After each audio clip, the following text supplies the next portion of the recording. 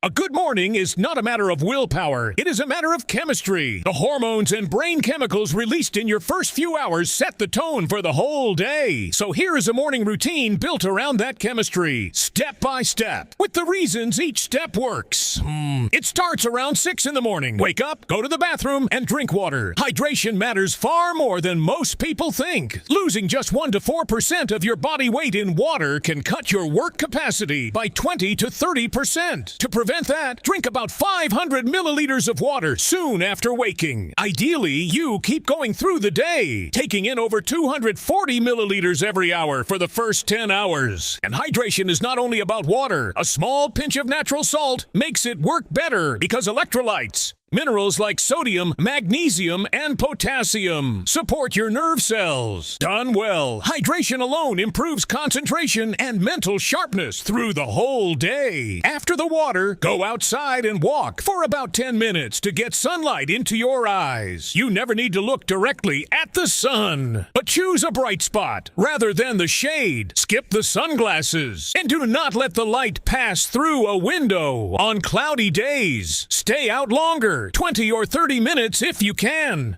The reason this matters is a hormone called cortisol. Cortisol is often called the stress hormone, but it also drives wakefulness and concentration and helps regulate blood sugar and immune function. Its release peaks once a day, and the ideal time for that peak is the morning. When the peak comes early, waking up feels easier, and you get more energy and focus for the day. Morning sunlight triggers that peak, sets your body clock, and lifts your daytime performance. If the peak drifts later, symptoms similar to depression become more likely. So this simple habit protects your mental health too. Morning light also stimulates deep parts of the brain through the eyes, releasing dopamine, the chemical of motivation, and switching on the sympathetic nervous system, the body's action mode, so adrenaline clears your head and sharpens your focus. Back from the walk, you will probably want coffee. This is where the routine asks for patience. No coffee yet. As you go through the day, a substance called adenosine builds up in your body, and when it reaches a certain level, you feel sleepy. Sleep breaks adenosine down, but right after waking, a little usually remains. That leftover is one reason mornings feel heavy. Left alone, it fades naturally. But when we drink coffee to wipe out that tiredness, caffeine only masks it. The adenosine stays in the body, and later, when the caffeine wears off, it strikes back with a wave of intense sleepiness in the late morning or afternoon. To avoid that crash and stay energetic all day, hold off on caffeine for 90 minutes to 2 hours after waking. In that window, the adenosine breaks down on its own, and without caffeine's interference, cortisol rises higher, creating a positive cycle of daytime energy. While waiting for that first coffee, exercise for about an hour. Weight training one day, aerobic exercise the next, with one rest day a week. Morning exercise releases adrenaline, boosting concentration and thinking, and the sense of achievement afterward releases dopamine, lifting motivation for the day. Morning is also a fresh, low-stress time. Exercising then calms the amygdala, the brain's alarm center, easing anxiety and clearing your thoughts. Try to do it within an hour of waking. After exercise comes the part that sounds crazy: a cold shower or an ice bath. European research backs it up. The cold is a stress, and at first it triggers adrenaline and noradrenaline, throwing you into battle mode. Then dopamine gradually climbs, eventually reaching about 2.5 times its normal level. That rise is comparable to cocaine, but with a crucial difference: there is no crash afterward. The effect is steady and lasts for hours. Combined with the earlier habits, sunlight, cortisol, exercise, this dopamine also drives your body temperature up. Even in a snowy region in the dead of winter, you can build a small summer inside your own body. Finally, put the smartphone away and block out 90 minutes for focused work. It feels like something between meditation and work. Use it for tasks that are hard and simply will not move without concentration. Writing, planning, serious reading. Focusing for 90 minutes is difficult at first, but that difficulty is the training. Your nervous system learns how to concentrate, and staying focused becomes easier in every situation. Treat this block as sacred time. Adopting the whole routine at once may be too much, and that is fine. If you now spend 5 aimless minutes on your phone right after waking, start there. Trade them for 5 minutes of morning sun. The chemistry will take care of the rest.